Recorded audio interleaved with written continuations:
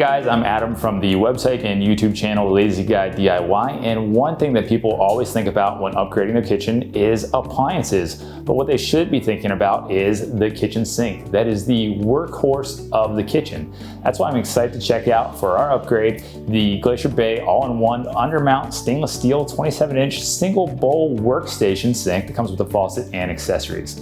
Now, I may not be a professional chef. I make a lot of dino nuggies and grilled cheeses and an occasional Taco Tuesday in our galley, but I can appreciate a professional sink. So I'm ready to check this thing out and see what the features are.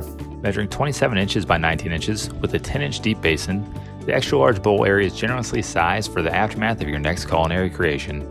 It's made with heavy gauge stainless steel and insulated with heavy duty sound guard undercoating and has thick rubber padding to minimize noise and reduce condensation. The sink itself comes with a single tier track for sliding the built-in accessories that converts this bowl into a workstation.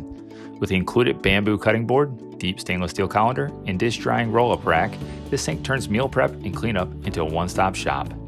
The kit also includes a stainless steel and lead-free pull-down kitchen faucet with 360-degree rotation spout, a dual-function spray head, and 90-degree single-handle operation.